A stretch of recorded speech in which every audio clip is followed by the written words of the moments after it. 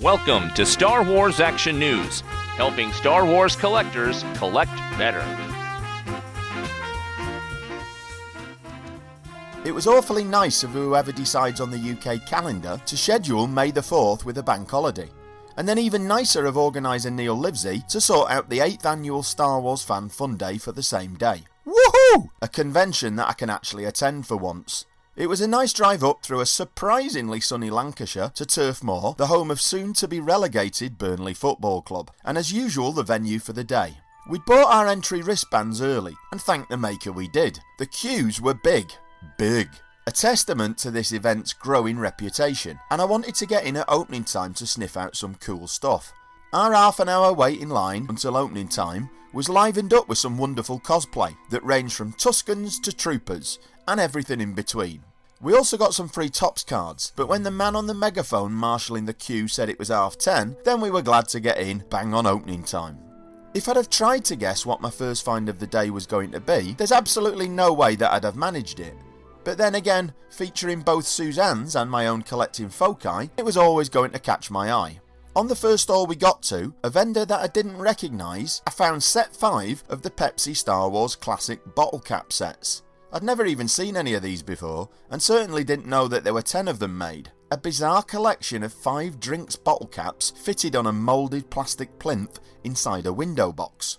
The guy said he'd got them in Japan, but the packaging didn't have any Japanese language on it. This was a Return of the Jedi set, featuring Milk Tray Man Luke, the Emperor sat on his potty, a well-groomed Chewbacca, and yes, you guessed it, Admiral Ackbar and Wicket the Ewok. The price he was asking for sounded reasonable to me, so I snapped it up. It's not the start of a new collecting area. In fact, I think 3 out of 5 can stay in the box and go in the storage area of my collection in the loft, but the Admiral bottle cap will make an admirable addition to my character-focused shrine, and Suzanne will claim the Wicket cap. From the unfamiliar to a much-loved face, our next stop was the stall of good friend Darren from Starzone Toys.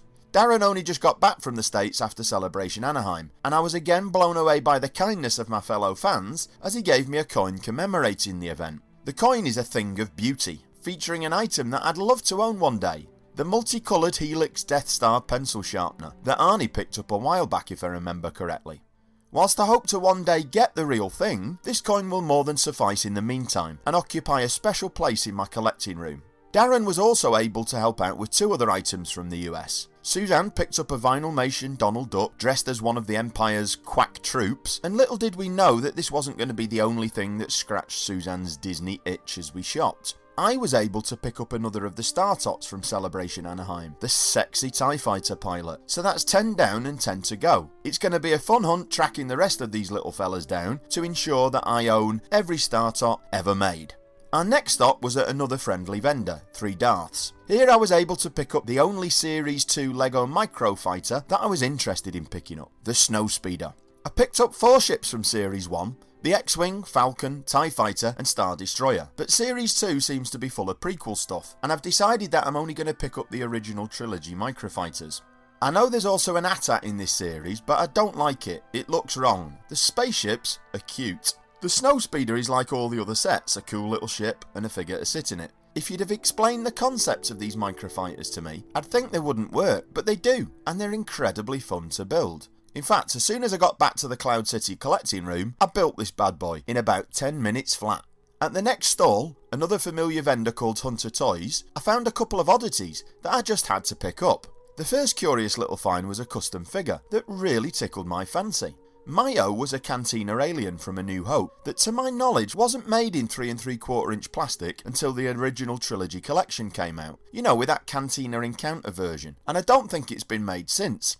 I was surprised to see him then on a vintage style card for a tenner. The quality of this custom work is good, with a punch card featuring the classic 12-back design and a glorious close-up of the Cyclops looking dude on the front. The bubble is poorly glued on, but apart from that it looks quite authentic, especially if viewed from a bit of a distance.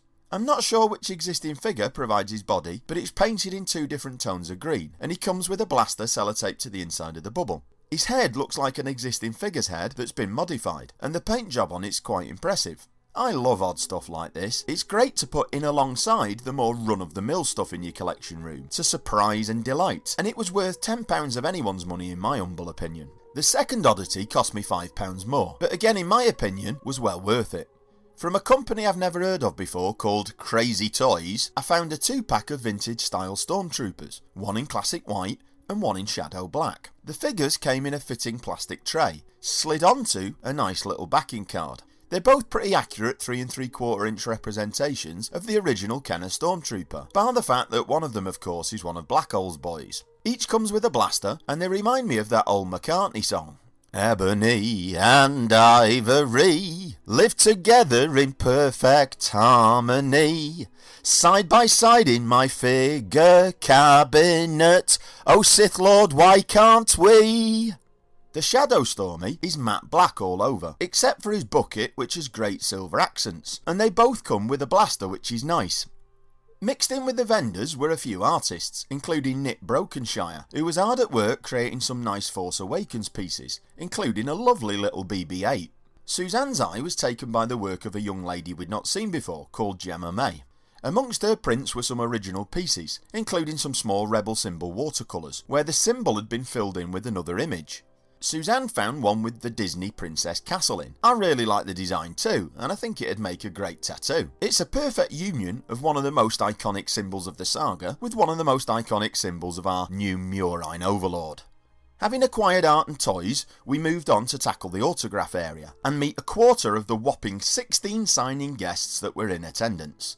Our first signer was fellow Mancunian and original trilogy legend Ken Colley, the man behind Captain, or should that be Admiral Piet. Ken was a lovely chap, who I couldn't help but feel sorry for, as he looked totally underprepared, and without a handler was floundering a bit. We chatted about the area he grew up in, and how much it had changed since he was a lad.